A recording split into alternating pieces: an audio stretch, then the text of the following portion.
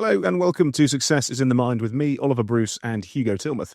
Today's guest is fintech trailblazer who turned a kitchen table problem into a global movement. Louise Hill, co-founder and CEO of GoHenry, launched the UK's first prepaid debit card and financial education app for kids aged 6 to 18. What began in 2012 as a solution to her own children's digital spending habits has fast grown into a platform with over 2 million users across the UK, US and Europe.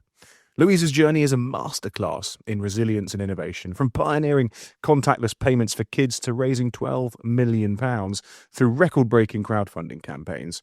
She's reshaped how families approach financial literacy. In this episode, we delve into Louise's story, how she scaled GoHenry, navigated the challenges of rapid growth, and remained steadfast in her mission to make every child smart with money. I have always been a huge believer in learning by doing. Being confident with money is a life skill. And it's a life skill a bit like swimming, because you can learn all the theory in the world, but until the day you get in the water, you're never going to learn to swim. All the stories came out.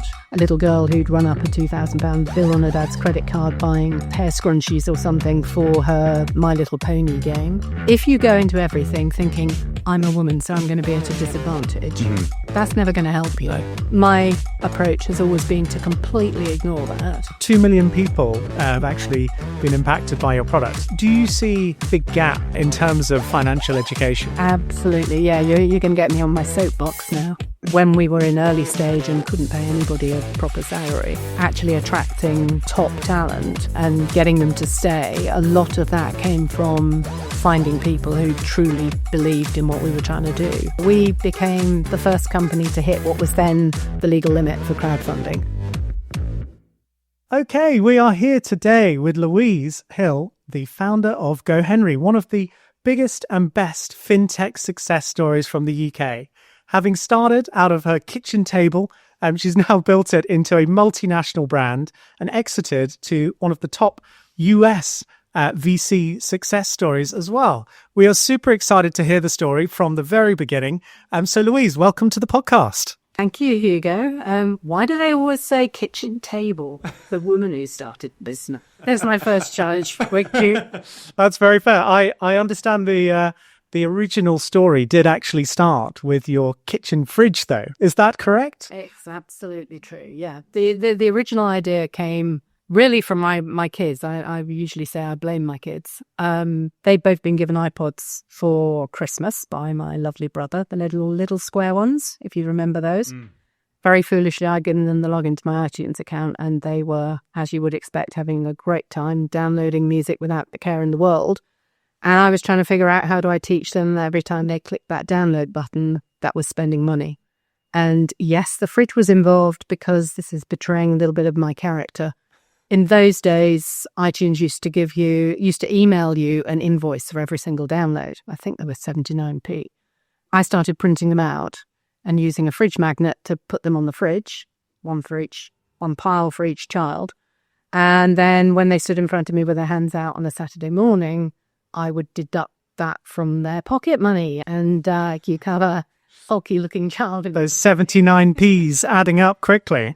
Realising that they're £5 pocket money, they'd only got 50p left. And, what was the kind of thinking behind that? Was that the start of the product, or were you actually just trying to educate your kids? At that point, just trying to educate my kids. And then was joking about it with other parents. When you have young kids, you tend to be around a lot of other parents with young kids, whether it's at sports things or schools. And joking with other parents, all the stories came out, the same but different. So either somebody had spent a crazy amount of money on eBay, or a little girl who'd run up a £2,000 bill on her dad's credit card buying, I don't even know what it was, hair scrunchies or something for her My Little Pony game. Or kids who were buying their way through levels on their PlayStation or equivalent, all of those sort of things. And really just started thinking, gosh, we've left kids behind. We're all interacting in the digital world. It was clear to me kids were starting to interact in the digital world, but there was nothing there to help parents control that or put any kind of safety barriers around it and let the children understand that money has to come from somewhere. So that was as the idea started to morph into a, hang on a minute, there's something missing here. Because your background wasn't even in finance or fintech or anything like that. It was back in the day, you were building e-com sites for Debenhams and John Lewis, etc. Yeah. So it was, I guess, a problem you wanted to solve. But the leap from working for somebody to then going, bugger it, I'm going to, cash it all in, start something up, got a mortgage to pay. That's a big risk to take. And maybe financially stupid at the time, the irony. Probably. So how did you manage that? Actually, it was my third attempt. Okay. So back in 1998, I was working for a company called the Innovations Group as operations director, and they sold to Arcadia, which I'm just thinking it was the Burton Group, which then split into Arcadia at Debenhams. I got sent to Debenhams, hence working with Debenhams. But we knew that was coming. Myself and the then buying director of the Innovation Group set out to launch an e-com business. Yeah. We did launch that in 1998. Very early then, in terms of into that world. Yeah. No, it really was. Homeware, so home lifestyle. And traded really well for 4 years. But big learning for me, hadn't even thought about scaling. I'd thought about the mechanics of getting the company up and running, the marketing, getting it out there. Never thought about if it works really well, how do I expand? How do we grow it? How do we scale it? And we just didn't have, we bootstrapped, so we didn't have funds to be able to do that, and nor even enough funds to bring in somebody to backfill even 20% of my time so I could go out and fundraise. Okay. So we sold it. Somebody said to me the other day, oh, so you're a successfully exited founder. So if I put my hand up and say I sold it for £1. Yeah. A pound and an earn out. Really? Kicker at the end. Yeah. The earn out didn't go anywhere. But sold it to a retail group. Swore to myself that if I ever went again, I'd make jolly sure I'd planned in the scaling and I had sufficient funding. So that was the first. What was the second? That was the first. The second was, cast your minds back, those of you that are old enough. There used to be 2 TV programs, Ground Force. I know Ground Force. And Changing Rooms. Don't know Changing Rooms. Loved Ground Force. Okay, so Ground Force was Make Over Your Garden. Yeah. Changing Rooms was Make Over a Room in Your House. With celebrity designers. So, for example, on Changing Rooms, Lawrence Llewellyn-Bowen would come in, give you a gothic living room. Yes. But for everybody sitting at home, how do you do that? Where do you find the gothic sideboard and the wrought iron candlestick holder or whatever that was featured on the show? Both of them were made by Endemol, Yes, I know. production company. They had got a really interesting gameplay, as I saw it, which was looking for other revenue streams. So they were one of the first TV companies to start having the phone in afterwards for a competition through a contact I knew was making them a lot of revenue. Nice. And so the same business partner and I pitched to them that we would launch Get the Look, and we would provide everything that Lawrence Llewellyn-Bowen had, including the paint that he'd just put in the gothic living room. Smart. And likewise for Ground Force, because there would be Crocus, which is a garden online supplier, had just launched, and we knew the team there. How interesting. One of the first formats of content to commerce. Yeah, absolutely. Probably that ever existed. Yeah. Early influencer, essentially. Don't know about that. But, do you know what? We missed the boat. So literally, as we'd kind of got it all together, we'd had the meetings with Endemol. We'd gone out to start finding funding. And they were putting some in, but finding the rest of the funding that we wanted, we realised the 2 programs moved to BBC Two. And there's no sponsorship there. What's happening? Yes. Yeah, no. And what had happened was the zeitgeist had changed, and the new programs that were coming in were all about self-improvement. Right. Get fitter, get thinner, restyle yourself, the 10 years in 10 days make code, that kind of thing. Yeah. How interesting. So what happened with the business at that point? Did you just wrap it up, or did you... When we missed it. So really it was third time lucky for you. It was. And that was simply because you were speaking to people at school, your kids obviously were spending money. How did you then take that leap from employment into starting something again, having had 2 things that didn't work, an overhead which was a mortgage, kids? Yeah. Why? Because I absolutely believed it was a huge gap in the market, and the more parents I spoke to, the more parents were just going, oh my god, yes, Billy just did this, or Sophia just did that. Damn Billy. Yeah. Exactly. And it was tough because as you say, I didn't come from a finance background. Yeah. It was trying to figure out what did we need to build Yeah. to be able to make that work. And if you didn't have that background, how did you raise the money? Because so many entrepreneurs go into niches they know about and can raise money. Others can't raise money, even in niches they do know about. Yeah. But you're going into something completely new. How did you raise the initial seed cap to be able to A, pay yourself, and B, get the business off the ground? I think we were lucky. I think there's a huge amount of luck involved in getting in front of the right people. Yeah. I think we were convincing that we could deliver. And I hope that doesn't sound too arrogant, but 15 years in operations, delivering stuff and evidence of ability in the digital space, so e-com and websites, etc., I think really helped. And then I have to give a shout out to Visa. Okay. I'm still not quite sure how I did it, but I managed to get a meeting with their head of innovation. Wow. Sat down with him and said, look, I don't know how to do this. I don't know what is needed, but blur. Here's the idea. Help me. Yeah. And he was like, oh my God, I know exactly what you need to do. Wow. Yeah, we can help you. And how transparent were you at that stage with the Visa person, as to how early you were, how much funding you had? Did you really go in and say, we don't actually know how to solve this. Please, can you just help us? Yes. And why did he say yes? Do you know, in those very early days, the people who believed us were the people who had kids in the right age group. And that became very apparent as we started going out and pitching for funding. They could see themselves in the problem. You could divide the room in two. If you got 3 out of 4 people who'd got kids in the right age group, they were like, yeah, no, I know what you're talking about. Yeah. If you got nobody in the room who had kids, or they had a 2-year-old, you get well, why the hell would you give a child a debit card? What are you even talking about? Yeah. What are they doing online? Yeah. I think when I first heard about it, I had a similar thought. How much is a child actually going to put in their bank? The typical banking model is you want to have lots of money sat making interest, and then you sell them mortgages and blah blah blah. But I didn't, because I didn't have kids and still don't. The idea of actually using it as an education tool, that didn't click for me. And I think it is worth maybe explaining for the listeners exactly how the product works and how you use the platform of money and giving people, the product itself to educate them on spending as a young person. Sure. So I have always been a huge believer in learning by doing.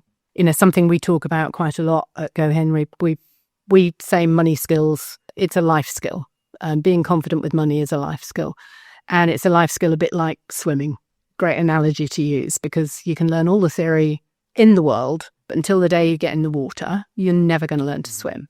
So in my mind, the same thing goes for money. You can learn all the theory in the world, but until you have some money, however little, and you make the decisions, right ones or wrong ones, with that money, you're never going to learn. And why would you leave that until somebody's 18 or 15 or why would you let those mistakes become bigger mistakes? You need to learn young. And so how does the product work?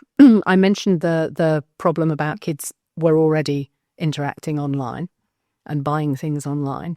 The other thing I haven't mentioned was for adults, because just for the listeners, we launched in the UK back in 2012. So the first idea was probably the tail end of 2010, beginning of 2011. Contactless was just starting to arrive in the UK. And I think at that point, McDonald's, WH Smith and Tesco accepted contactless, but that was it. We launched with a contactless debit card for kids. Really, the other problem was that I was using my card. I wasn't, I might have a £20 note in my wallet, but I wasn't really carrying cash. So again, when the kids stood in front of me on the Saturday and I was supposed to give one £4 and the older one £5, I didn't have any change. Yeah. And that was really annoying, because then you get into the IOU and it's just not the same. So digitizing pocket money and then giving the child a debit card, a Visa debit card that could be used anywhere in the world that Visa's accepted, made it a really practical tool for parents. It took away that pain of, have you got the right change? So they could pay the pocket money automatically. They could set up tasks and chores. They still can today. I mustn't talk about it in the past tense. Set up tasks and chores for their kids to earn their pocket money, either all of it or top it up. The child could set up savings goals and either automatically put a slice of their pocket money every week into their savings pot and work towards it. Yeah. And the parent could set limits. Let's take a child who's decided they're just going to save. They might rack up quite a bit of money in their account.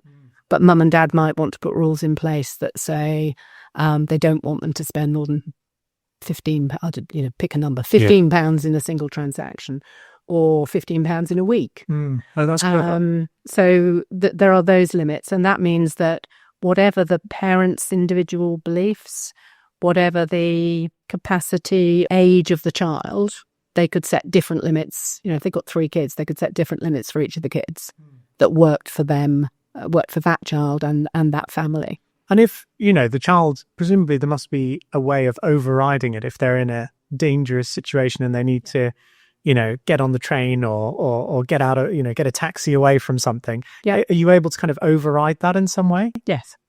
Yeah. We can and the parents can. So there are 2 apps. There's an app for the kids, and even that has different versions because the teenage version of it looks very different from the version that's for the 6-year-old, as you can imagine. And the parent has a separate app. And the parent can, everything is real time. Mm-hmm. And it was interesting watching my kids grow up, and my kids are now 27 and 24, and watching them grow up and migrate out of it. And I have to say, I don't know what I was thinking, but my daughter went to HSBC, sorry HSBC for what I'm about to say, but moved to HSBC and came in one day absolutely roaring with indignation because she got a Spotify subscription. She knew it was coming out on Monday. She'd had a look at her account on Friday online, her digital app, HSBC app. It said she had enough money. On Monday, she got a little ping from Spotify to say her subscription had failed and, would she kindly top up? Mm-hmm. She was roaring with indignation that, well, why didn't they tell me? Why didn't HSBC tell me? And of course, it was because at that point, the data wasn't real time. It was the settled data because it was the weekend, Friday night. She'd spent some money on Saturday, which she knew she'd spent, but it wasn't showing in her HSBC balance. Since day one, we are always shown real time. So as soon as a sum is authorised, we deduct it from the available sum in the child's account. Which is the norm now, basically. It is, but it wasn't. It wasn't then. No. And when you spoke to Visa then, because you obviously went to Visa and said, look, Macy boy, can you help me out? Yeah. What was stopping them from just doing this brilliant idea themselves? Because I guess they're are they the platform behind it all? Are they the sort of foundational model, or is it with another provider? There are a group of banking services that sit behind the product or the products, because there's more than one now. So Visa provide the scheme, scheme or network. We have an issuing bank, different ones for the UK, for Europe and for America. An issuing bank that gives us the right to issue cards. Then we have account providers, card transaction providers. Right. So it's a supply chain. Yes, it's a critical supply chain. 100%. I mean, it sounds incredibly complex, and obviously Visa helps along that journey. Yeah. But the point still stands. Like, why didn't they just do this great idea? I mean, they came on the journey with you to help. Why not own it themselves? Do you know, that was something I didn't think about it too much in terms of Visa right at the beginning, because it was a kind of, can I do this? Can we get this off the ground? Fight or flight in that sense. Yes, exactly. But once we were gaining traction and getting press, I did used to worry that one of the big high street banks would just, clearly they had very deep pockets. We have always charged a subscription fee because we have to make the company viable. So it's not on the transaction percentile, it's your paying subscription. Okay. Yes, there's a monthly subscription. Yeah, the interchange, which I think is what you're alluding to on in Europe and the UK, is restricted by law. Yeah, okay. Yeah, and it's a very, very tiny percentage, and I mean a fraction. Not enough to live off. No, definitely, especially not on £5 a week. No. I used to worry that one of the big banks would just come in and blow us out of the water, kind of go, hey, look, this looks like it's a good idea. They're getting customers. We'll just do it for free. Mm-hmm. That was a real fear. Never happened. We've had conversations with all of the major banks over the years, and they've never really gone anywhere. They've It's fascinating, isn't it? It seems like such an fascinates me. obvious strategy for one of them to do. It fascinates me, Or to buy you. Yes, that too. You know. I did get asked that by one of the high street banks, which will remain nameless, and I did say, I've been sat right here, Yeah. open to offers. And that doesn't sound too dodgy. But no, do you know, really where those discussions petered out was either somebody who was championing it at senior level moved on, and suddenly, you know, if we wanted to start again, we'd have to start at the bottom and work our way up again. Or, in a couple of cases, somewhere in the tech, in the engineering department, they kind of said, well, we can build it. And again, I'm sort of thinking, am I going to sound really arrogant here? Of course, anybody can build a tech. Yeah. Anyone can build anything, really. Yeah. It's about execution, right? It's can you execute? Yeah. Can you talk to the different customer groups we have in a way that is salient and Resonates. resonates? And can you build the trust? Yeah. And can you execute? Well, I mean, that brings us on to the point about how mission-driven the business is, I guess. And there's banks, you know, financial crisis, no one liked banks, etc. People are slowly starting to go, banks are maybe okay, but it is what it is. I think maybe that mission-driven business sort of centric approach maybe stopped them from doing it because, you know, you were starting afresh and going, look, we're here to help your kids, rather than almost them trying to backfill on all the crap that happened in the past. Yeah, that's possibly fair. I think that we are mission-driven, purchase-driven, has helped on so many levels. I mean, for one, in terms of the focus. For two, in terms of when we were in early stage and couldn't pay anybody a proper salary, actually attracting top talent and getting them to stay. A lot of that came from finding people who truly believed in what we were trying to do. And they you know, thank you to all of them, but they would come and join the company and stay and work and build fantastic stuff with us. We'll just take a quick pause there. We'll get back to the episode in a minute. But I just wanted to say thank you to you guys who are listening to this episode, who are subscribing and following the podcast. If you haven't already, please do hit that follow and subscribe button. And maybe you can also share it with friends, with family, and with colleagues to hopefully inspire them on their entrepreneurial journey. Genuinely, we can't do this podcast without you. So thank you. Let's get back to the episode. You now have...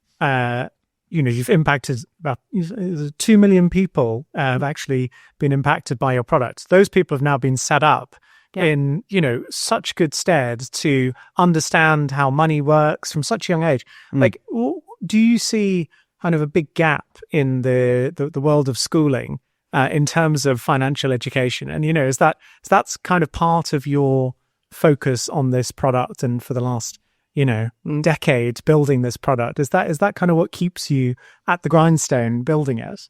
Absolutely. Yeah, you're going to get me on my soapbox now. Yes.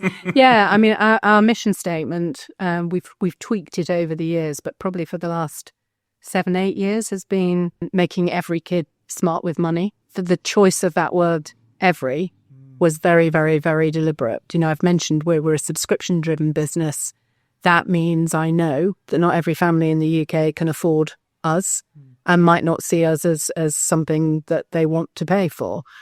But every kid in the UK has the right to get financial education at a young enough age for it to shape their behaviours and habits in order to impact the decisions they make for the rest of their lives. And we've now been going in the UK for 13 years, in the US since 2018. Can I do my maths? 7 years. In Europe, just for 3. We have a huge amount of evidence and research that shows the difference between kids who have had access to this kind of tool and service and how they think about money and how their behaviours change during their journey with us and beyond, lasting behaviour change. It just made complete sense to then take that to government. And 2 years ago, we launched a campaign called Make Money Count. And that started with a petition to government to make financial education mandatory in every primary school, starting with primary schools in the UK. There's a Cambridge University study that just about everybody in the financial education space will refer back to, because it was a landmark study, and it showed that financial habits and financial behaviours are formed, not start to form, are formed at the age of 7. 7. Really? Wow. So, if I think back in 2014, in September 2014, financial education was added to the secondary curriculum in England. Yeah. Now, In 2014. 2014. Wow, okay. So So rubbish with money. last year marks the 10-year anniversary of that. 6 out of 10 school leavers leave school saying they've never had any financial education at all. The research shows that over 60% of secondary school teachers don't know it's on the curriculum. Wow. If I add into that, only 20% of schools in the UK are actually obliged to follow the curriculum, because academy schools aren't. Really? Private schools aren't, and the majority of state schools are now academies. Yes. So, and it's not measured. It's not measured by Ofsted. No. So the result of that is it's incredibly patchy. There's some fantastic schools doing fantastic jobs. Yeah. It's in the maths curriculum and the citizenship curriculum. Right. Is it delivered? Frankly, the research shows Yes. the results coming out the end. It's not having a result. Well, people are now apparently financing their Deliveroo orders on, some of the many Klarna. on Klarna and some of the other platforms. I think that shows Terrifying. the worrying state of people's ability to handle their own money. There was that big financial crisis, etc., around when the British bubble popped, etc. I think the next big financial crisis is financing the world. Genuinely, individuals are just living on finance. They're never going to be able to pay it off, and people run out of money. And that is a big issue, because everyone is. Gen Zs are living on finance, as you rightly say. Do you know, is one of the things I get very excited about with GoHenry is watching the behaviours and watching those behaviours shift. So I said earlier on, we see a behaviour shift 4 weeks in, 6 weeks in, children's behaviour changes. Does it? Yeah. How interesting. It really does. If you give a child, never mind GoHenry, if you give a child regular pocket money, doesn't matter how little it is. If I give you the opposite, if you give a child 50p today, Yes. and then you give them 70p in 10 days' time, and then you give them 20p 3 days later and £1 a week after that, just think about the psychology there. They never know what's coming. Yeah. So that's So they might- then that means. So no, so they No? might as well blow it. Famine. Oh, okay. Is Might that as well blow it. That's the approach, is it? If they know that they're going to get 50p every Saturday, Yes. whether that's £5 or whatever it Yes. is, 50p every Saturday, it is incredible how swiftly behaviour changes.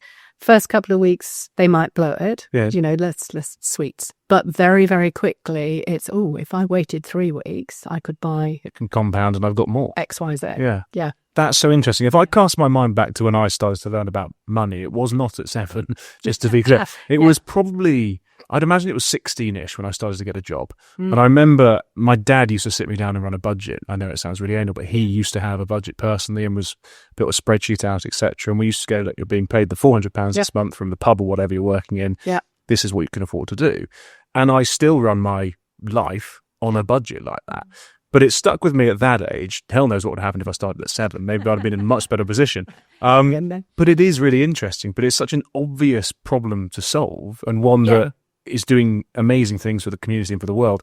And I guess that kind of helped when you were going through that crowdfund, because other people could kind of see what you were trying to do, wanted to invest with it in it to help other people. Yes. And thus you scaled because you had that community. Yeah, I mean the whole crowdfunding was an amazing experience. I met the founding team at Crowdcube, so Luke Lang and his compatriots, and they basically said, you've got the perfect business for this. I think we had probably about 50,000 paying subscribers at the time. How long into the journey was that? How many years or months? That was 2016 the first time. Okay, so quite a quick uplift then.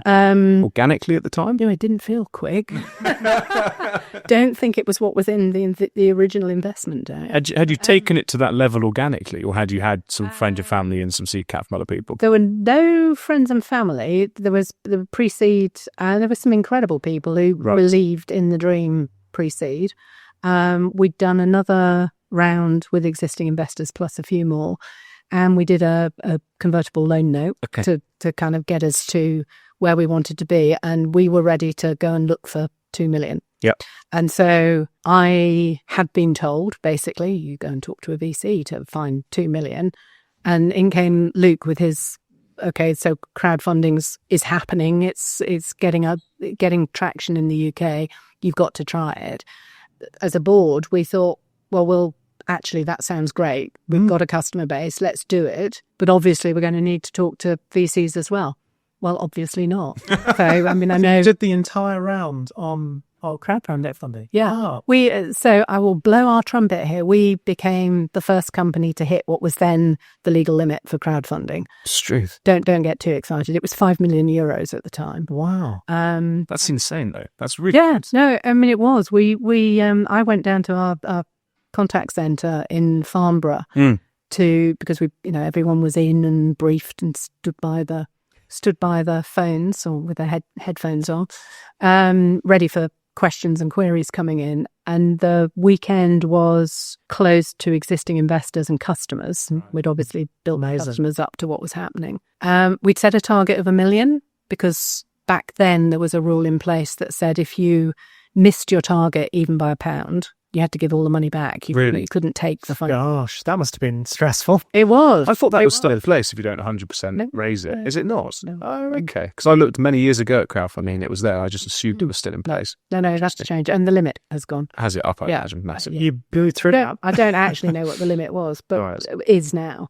But we blew through the 1 million before the weekend was out, including a fire alarm where I ended up stood in the car park holding my laptop in one hand and sort of trying to type with the other. Amazing. Talk to somebody on the phone. But no, it was incredible. And one of the things when people talk to me about crowdfunding or ask advice about crowdfunding, I always say never underestimate the power of what that does for your team. Yes. Because that it feels like a wave. It was incredibly uplifting to see the belief customers investing in us. Whether it could be £10. The minimum amount was £10. It could be £10. And everybody who did that, we put a investor badge on their GoHenry account. Amazing. And still today, if one of those people phones up or contacts us, we always recognise the fact that we say, I see you're an investor, thank you. And the contact centre don't know whether they invested £100,000 or 10. So they all get treated the same. Yeah. How interesting. And I guess in terms of advice that you'd give to people that are wanting to do a crowdfund per se or potentially go to VC, what is the right approach? What is the right place to go to raise some money? Does it depend on the product? I don't think there is a right place. Yes, it for sure it depends on the product. I think crowdfunding can be tough for, I would say, B2B, something that's complex and not easily understood. Yes. We had a strong emotional pull to what we were trying to achieve. We had a strong customer base. And so both of those were things we could tap into. And I think that really helps. We didn't go to VCs. We raised the full, we raised 4.4 million, which was the equivalent of 5 million euros, the limit at the time. Through that round. And then in 2018, when we wanted to raise funding to expand, we just set foot in the US and opened the product in the US. And we wanted to raise funding to expand that. We went back to crowdfunding. Did it again? Yeah, 6.2 million that time. How amazing. So you knew how to scale the business through crowdfunding, I guess, which is very different to what you'd done previously. Yeah. But it wasn't scalable. Very, very different. And, there's two sides to it. So I've had people say to me, well, that must have been wonderful because you didn't have a VC sat on your board. And yes, great. 100%. So lovely. We've retained full control within the existing board. But on the other hand, neither did we have a VC and a VC advisor or whoever. Yes, and all of the door openers as well. With the door openers, with the possibility to follow on, with hey, you need to speak to these people and let me bring... Yeah, we didn't have that network. I think that is the eternal thing in, building a company. There's always pros and cons. Yep. But obviously you were able to do it and you were able to raise money through the crowd. Do you think that having that baked in community is one of the reasons why the business has been so successful and gained so much trust for all of these parents over the years? Yeah, you're making me think about that. Yes, I do think so. We set a lot of store by the fact that we are looking after people's money and we're looking after people's kids. And if you think about what are the two things in hopefully, and is it the world that people get the most emotional about? It's probably number Both, one and number yes. two. Yeah, I'll leave you to decide which order. You already got one at the moment, haven't you? Haven't got a number two. And it's something when people join us in the induction process, it's one of the things we say to them. Yes. You need to be mindful of this. It's important, and it should drive all the decisions we make. And sometimes that might mean you don't pursue the madly commercial opportunity because it's the wrong thing to do. Yeah. And I hope that is what has created the trust that we have. Yeah. At what point in that journey then, from raising the capital, starting the business to where you are now, did you kind of hit profitability? Because there must have been some significant burn rate to be able to scale this business. Yeah. Yes. Do you know what? That lots of our costs come up front. Okay. Think about the model of what we are. We have to find the customer, get them to the website or to the app store, get them to download the product, take them through its financial service. So take them through the identity verification, KYC. KYC for 6-year-olds. Yeah. For the parents. Ship the cards out to them. So manufacture the cards. They're all bespoke. We haven't said this, but it's GoHenry. But if you had a card, go Hugo, go Oliver, go Ollie, go... Really? Yeah, Okay. had a brand strategist tell me that was the stupidest thing they'd ever heard. Do not mess with your brand. I'm like, yeah, but this is all about the child having the power and I guess like control for a child, their money. much more fun to have a Go Ollie card. Yeah, exactly. I like it. Exactly. Yeah, older now, aren't you? What is the limit? When does it start? Am I too old now? I think you might be past it, yes. I'm losing my thread here. So, yeah, I can't The burn remember. rate. So what was the burn rate? Yeah, Thank you. yeah. Yes, the burn rate. All of those costs come up front. Mm-hmm. We obviously encourage as many of the people we sent cards out to activate as possible, Yes. load money, start, thank you very much, eventually paying their subscription. Correct.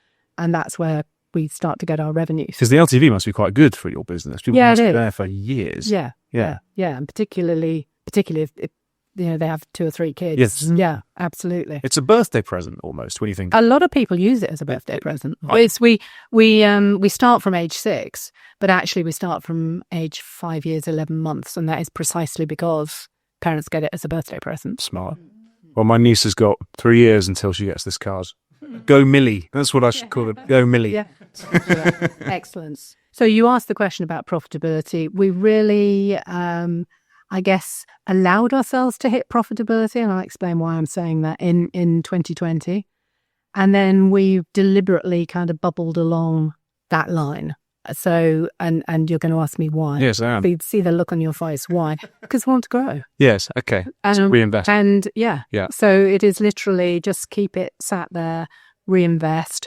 We acquired a company in France in 2023. Have I got that right? 2022, June 22, called PixPay, who had launched about 18 months, 2 years before in France, and were just expanding, just about to launch in Spain. That's a nice start and exit. 2 years and they're out. Yeah. That's impressive. Yeah, I know. Yeah, they did. They stayed with us. They did. The founders stayed with us. In fact, the original CEO has just emigrated to Australia with his wife and family. And Very nice. the GoHenry, the CFO, Cecile, has moved over to become CEO at PixPay. Really? Yeah, keep it in the family. How did that acquisition go? Was it a useful, positive acquisition? Were there turbulence along the way? What was that kind of process like? No, do you know what? We joked internally. We set up a project that one of the team was calling organic or non-organic, and I could never remember which was which. So I renamed it Buy or Build. Okay, makes more sense. And it did to me. So it was. Are we going to buy? Is there something in Europe we can buy and piggyback our expansion into Europe on, or are we going to build it from scratch? And obviously we could build it from scratch. Mm-hmm. We had all the infrastructure, but when we met the team at PixPay, I'm going to use that word mission again. They walked like us. They talked like us. What they built was very, very similar, and they readily said it was.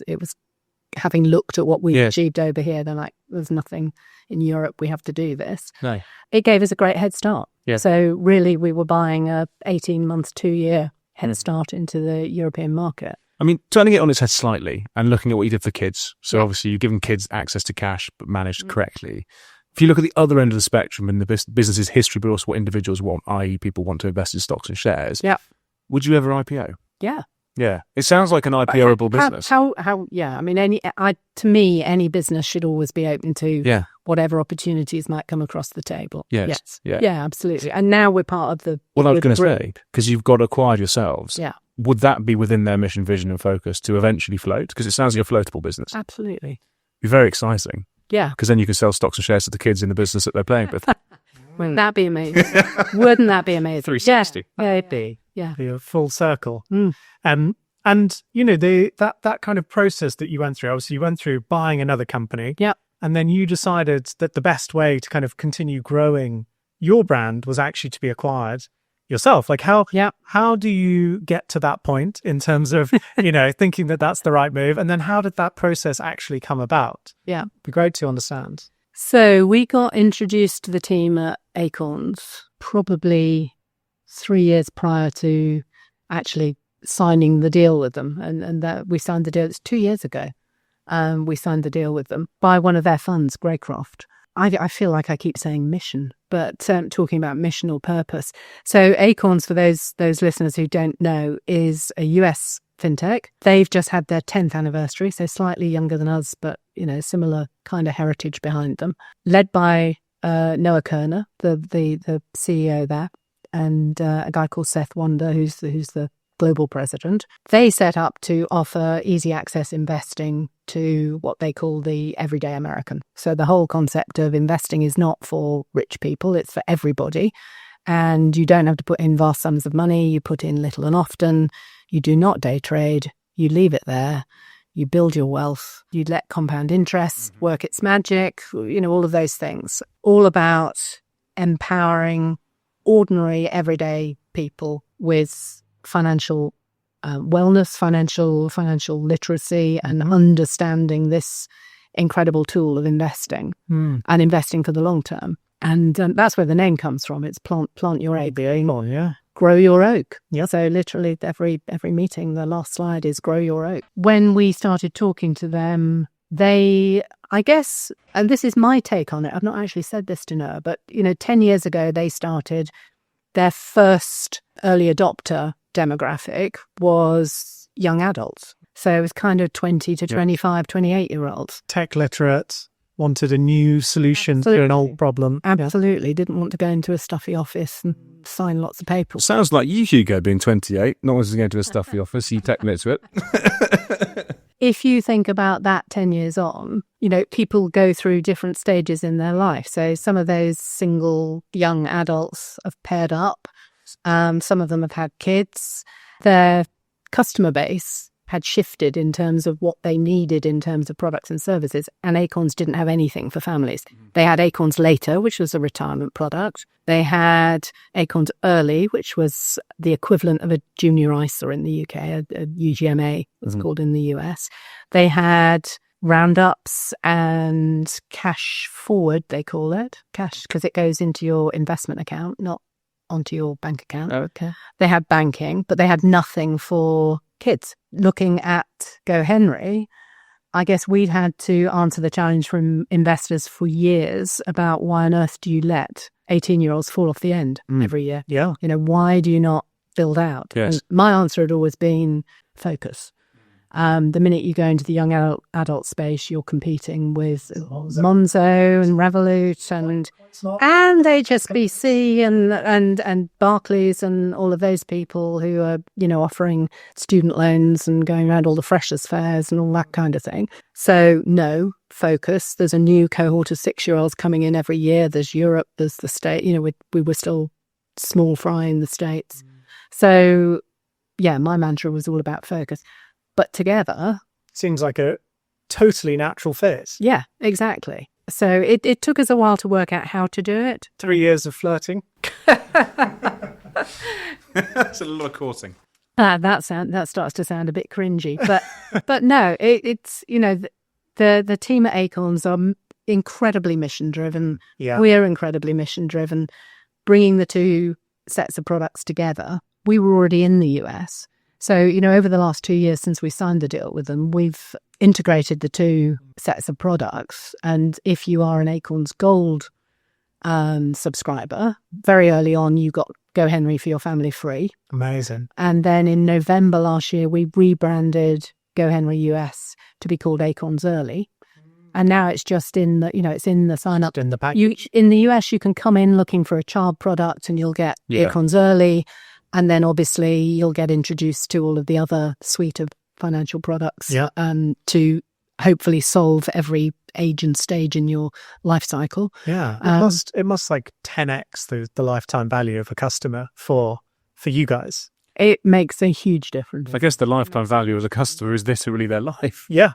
It is one of the only businesses where... Yeah, I mean, we've used all kinds of funny phrases like cradle to grave, but one of the... I immediately start spinning my arms around in circles here because the slide that I'm thinking of is a wheel with squirrels around it, because Acorns have squirrels in all of their imagery. The idea behind it is many reasons to join, so many bridges in, and no reason to leave, no tunnels. No, there isn't. No tunnels out. If you've joined us with a family because you want a solution for your kids, then you might take out a JISA equivalent to start saving for your kids. Then you might look at the banking product. Then you might look at, well, hang on, what about me investing? Yeah. Why wouldn't I round up some cash back? And do they do credits as well, or is it simply debits? They won't No. put anyone in debt ever. It's very much just building up their wealth. Do you know, one of the mantras of Acorns is we're known by what we don't do as much as by what we do. Okay. And No meme coins. no meme coins, no crypto, no credit, no loans, no. It's building wealth. Me again. I promise we'll get back to the episode in a minute. I just wanted to say thanks so much for listening. Hit that subscribe, hit that follow button. It means a lot. We cannot do this podcast without you guys. Back to the episode. That is really one of the biggest things that a founder can take away is like the saying no to things, because you could have made an absolute fortune shilling, all of the things that some of the other neobanks have sold through their apps, like crypto or gold or whatever. And you chose not to, and you chose to stay true to the mission of helping people who perhaps don't know as much about the risks and perhaps shouldn't be trading these things. Do you ever kind of think that wasn't the right decision, or do you think by sticking true to the mission that's actually got you further in the long run? I think it's grown the company, and you talked about the trust element. I think it's massively important, and I think being able to hold your head high and stand by the values that both of us, so Noah with Acorns and me with GoHenry, that we set up the companies for in the first place. I think that's really important. I think that leads very nicely onto how you've kind of transitioned now. Obviously you were the founder, you were the CEO, you were, the top dog for many years. And now you're working, in a partnership with the US CEO and founder of Acorns. Like, how did you find that transition from the founder to the CEO of, now you are the CEO of the UK business, I believe? Yep. So I'm going to correct one point there just for the record. I was COO, so Chief Operating Officer, for a long time at GoHenry, just so I don't claim too many claims to greatness. And actually, it was only with as we merged with Acorns that I stepped up and took over as CEO of GoHenry. Well, frankly, I sat down with Noah and said, "Great, is it a real job?" This is when you're negotiating the acquisition, is it? Yes, yeah. That I was when you're doing a deal like that, you don't really know. You can think about the outcome for the company and the outcome for your shareholders and the outcome for your team, but at the end of the day, you don't actually know what the outcome is going to be for yourself. Yeah. And you have to put that to one side and do what's in the best interest of the company. Well, thankfully, Noah and Seth saw me as continuing and taking over as CEO for GoHenry. Would the deal have fallen down if they said, "Thanks, Louise, we don't need you"? Would you have said you're not having the business? Oh, that's a tough question. No, I wouldn't. You No. wouldn't have done. No, Okay. that'd have been Thanks very much. I'm off to the Bahamas. Yeah. I would have been devastated. Yes. But no, it would still have been the right thing to do for the business. Yeah, it would have been. Would have been very tough, though. It would have been really tough. Yeah. And I did ask, is it a real job? In other words, for me, I needed to know, did they want a figurehead? And I called it a yes man, yes woman, whatever. Yeah. A yes man. And if they did, I was happy to do that for a year. Well, that was what I said. I'm happy to do that for a year because this is the right deal for the company and for our customers and everything, shareholders. But I won't stay because that's not me. And I'll stay for a year. I'll effect an elegant handover and then I'm off. So let's negotiate that. And the answer back was absolutely not. Yeah, you run GoHenry. Yeah. But I guess you never know. Well, no, you never do. Tell you everything that you want to hear exactly in the deal room. Yeah. But it's only when you get down to it that you actually find out. And you're still here. So I'm still here so That's far. Good.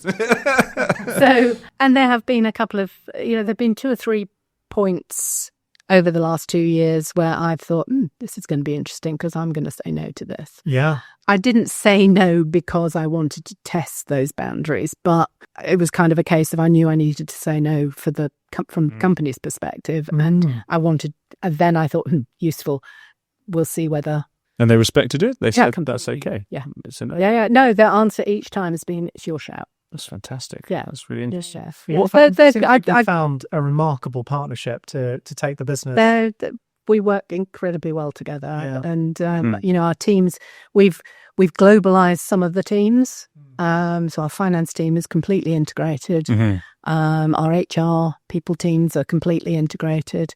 Bits of our marketing team are country specific because they need there's to be. nuances. Product is starting, little bits of it are starting to move, but at the moment there's slightly different builds and stacks that we have. The banking platforms in the US, the last year and a half, we've been aligning all of those because obviously, from a gross margin perspective, there were huge wins to be made in moving over to single contracts and single supply chains. Makes a lot of sense. And I guess the other thing that's not the same in either country is the name. You've obviously got Acorns over in America, early Acorns, but you've got GoHenry here. Yeah.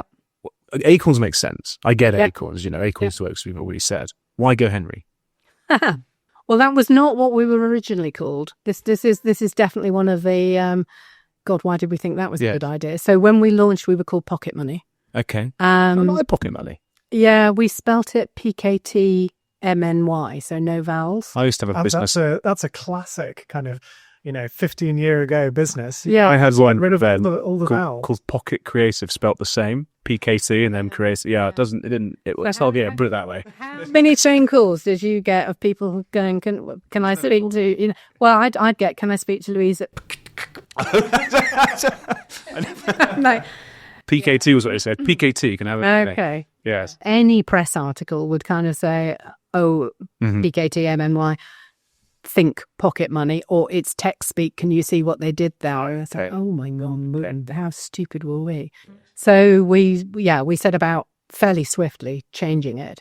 And Henry is actually the name of the first ever child who used one of our cards. Amazing. Who was a little boy. He's now a fully grown man. Does he know this? He does. He does. Now. Okay. So he didn't for years. Amazing. He didn't for years. He lives in Bristol. Not far. First child ever to use one of our cards. And he's one of 3 brothers, and they got cards for the whole family, bless them. But Henry happened to use his card first. Wait. He might have. Though Barry hits different. He might have a GoHenry hoodie that says The Henry. And that's the back of it, because when we reached 1 million paying subscribers in the UK, which is several years ago now, we'd set up a competition a marketing campaign really to say the family with the millionth child, we'll invite you in. We'll host you for a week. We'll do some amazing things in London. We'll take you on a tour of the car production centre. Okay. Yeah. We'll go on the London Eye. We'll do some fun stuff. And I said, what about Henry? Yes. Shall we tell the the family? MG? Yeah. Yeah. And of course, you had all the details still. Yeah. So- Well, he was still a customer. He was still a customer. And so, that family came up and joined us as well. And we had the first family and the millionth family. What is so No. cool. What were their reactions when you said, FYI, we named the business after you? I know somebody said to me once, was that a wise thing to do? How much did he ask for? Well, quite. Yeah. But no. Last time I heard, which was probably about a year and a half ago, he's a communications officer at Bristol University, Is he really? doing very well for himself. Yeah. Is it? Yeah. He came in and launched GoHenry Grads, Wow. Oh, which is like most of the series where we talk to people who've grown up with GoHenry and talk to them about how do they think about money. brilliant. He's a university. Yeah. That's so good. Well, he's finished his uni But degree he's working. and he's working. Yeah, still. it makes Yeah, even yeah. more sense. That's an amazing story. Yeah. Go, Henry. I like that. And you're not going to change it ever. You're not going to go Acorns. Do you know the brand has such collateral Yeah. in the UK that it would be very difficult to change it. Yeah. I'm going to give you one of my favourite stats, because this, you can talk about millions of kids or how many millions, or over the years how many millions of kids we've worked with. 1 in 5 kids in the UK between the ages of 9 and 12 has got a GoHenry card.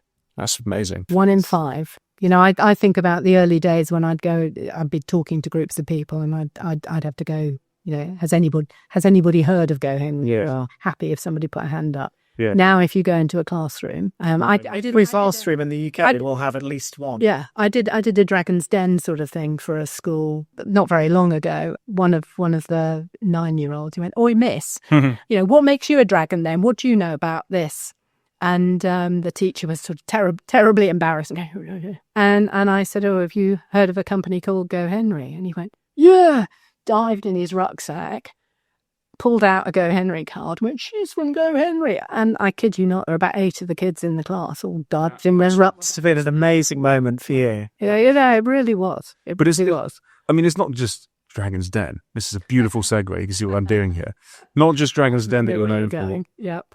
Apprentice. They called you up. They got you on TV to They did. educate and talk to people about kids and money. Yeah. How and why? I learnt so much from that experience. I had no idea. But the production team phoned up and said, "Will you come in? We want to do a task centered around effectively what GoHenry does." And in talking to the production team, they explained that they try and find tasks that, in a way, are educating the public, teaching the public something, or showing something in a new light to the general public, and that's how they try and choose their topics. And Right. they'd seen what GoHenry was doing and had asked us to come in and be chief judge. Chief Judge.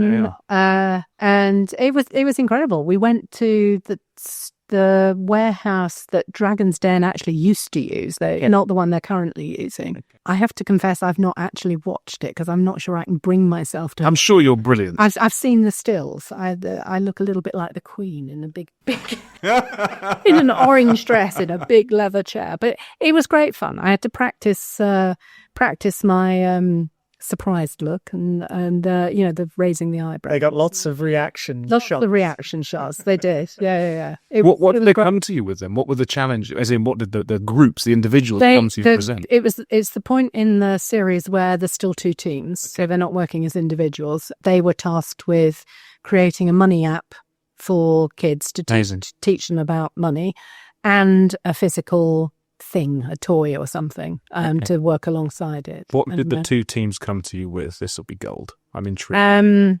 Were they good ideas? Probably not based on what you've ever heard. One was really good in that it was sticky. Okay. It's one of those things when you think about an app or a product, it's not just does it work, is it fun when you play it once? Is there a reason to come back? Yes. Because you're never going to, you need to keep your customer, don't you? And I think one team hadn't thought that through at all. And the other team had completely thought that through. Whether by luck or judgment, I don't know. But the other team had completely thought that through. Did have something that would get the child coming back again and again and again. But it was great. And it was great talking.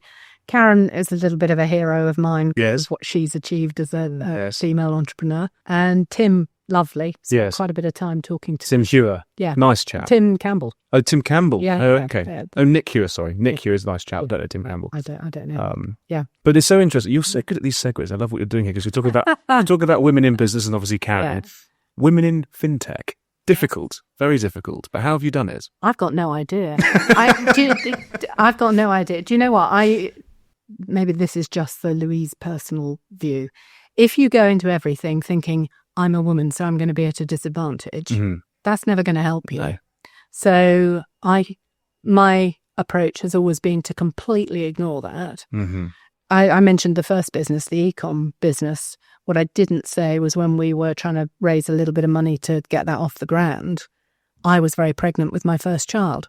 I mean, very visibly pregnant, like 7 months, 8 months pregnant. And I bet that turned people off in terms of they didn't think you'd have the energy to well, I would make Joanna, my business partner, walk into the room first, and then I kind of slide in behind her and sit behind the desk, and then at some point say, look, let me just address the elephant in the room. Yes, I'm pregnant, but my brain still works. Yes. So my approach has always been completely ignore that. And yes, of course, you occasionally get some really crass responses, and I'm sure at some point it's played against me, but I don't care. I don't care, and I don't think you should have time for that. I think you just have to, maybe it's blind faith, I don't know, but you just push ahead with what you're doing. But that seems to be your mantra, and has, that seems to have shaped your success, all the way through, is that you just believe everything is possible. And there is, you're doing one of the most difficult things, which is fintech. You're doing it in, one of the most competitive spaces. You're trying to do it with a family, with all of the things that life throws at you. And yet you just keep pushing on. Like, what takeaways would you give to anyone listening to this, in terms of resilience and kind of building a formidable business? How would you recommend kind of, making it happen? Do you know, a lot of it, because I've been asked questions similar to that a number of times now, I've thought about why, where did, how come I push and keep going and keep trying and keep standing up again after I've been knocked down. My parents, who not entrepreneurs at all, mum was a stay-at-home mum, dad worked for a trawler company in Lowestoft on the East Coast. But they always, interestingly, used to use the phrase that I've used today, which is have a go. Whatever ideas, I was one of three, I'm the oldest one. Whatever we came up with, it was have a go. And Dad always used to say, what's the worst that can happen? Well, it all goes horribly wrong. Never mind, start again. Yep. One of the most powerful things that you can learn. Yeah. And at the time, you don't even think about that. You assume everybody's parents say that to them. But actually, that gives you permission to fail. Yep. Yes. And it makes you, it kind of gives you that sense that, well, if it does all go horribly wrong, I will just start again. Yeah. Yes. I think that helps. I think that helps massively. One thing you have just had a go at, not least business, Yeah. the rickshaw rally. Talk to me about going across, where was it? India. What was Yeah. it, 1,200 clicks? Yes. That's a long way. But you had a go. How was it? It was, I've run out of adjectives for it. It was intense. It was terrifying. Yeah. It was amazing. It was hot. I bet it was. It was incredible. So I have a good friend called Emma Sale, who is a female founder, runs an amazing group called Killing Kittens. And That's fantastic, man. she, I think it's about 8 years ago, she set up a group. She's an extreme sports enthusiast. And she set up a group called The Sisterhood, which came out of a late night pub conversation with a group of lads who were planning to dragon boat across the channel. Oh, wow. And she challenged them and said, why are there no girls on the team? And I think one of them was unwise enough to say, well, no girl would be able to do it. Oh, and how? That's red rag. Red rag, exactly. Red rag to Emma. She set up a female team and beat the boys. Huzzah. There you Exactly. So, and ever since then, she's run extreme sports challenges alongside her business Yes. and her 3 kids Yes. to raise money for charities supporting women and girls. Mm-hmm. And I think that they've raised, it's coming close to 1.5 million. Wow, so incredible. She's raised. And she's spoken to me a couple of times about it. I mean, she has run the Marathon des Sables. She has swum the Bosphorus. She has climbed Everest. I don't know whether it's, but she's done Up and down. incredible things. I am never going to run the Marathon des Sables, ever. Running is not my bag. But she asked me this time last year, she asked me if I would ride a tuk-tuk across India. And I'm like, yeah. Sounds like my bag. Absolutely. So it was a motorbike tuk, motorized tuk-tuk. 20-year-old ones with no fuel gauge. So they explained to us that you'll know when you've run out of petrol because it will stop. It also had no starter motor. Right. So you had to pump this Really? big lever wow. rev to get it started and pull the choke out and then put the manual choke. Maximum speed of about 40, 45 kilometres an hour. I bet she can run that fast, can't she? Knowing Emma, probably, yeah. But yes, it was just over 1,200 kilometres. We went from Chennai on the East Coast all the way across to Goa. Yes. 7 days of driving 7-8 hours a day. Christ. 3 of us in a tuk-tuk. We only found out the week before 3 of us per hotel room. What a laugh, though. Long time since I've done that. Shared with other people. But it was amazing. And you raised 120k. We are up to, I think there's 135,000 showing on the Amazing. on the site at the moment. Wow. And there's another 10, 15,000 just come in from a silent auction. That's incredible. So Yeah. not only are you a successful entrepreneur, you're also a philanthropist.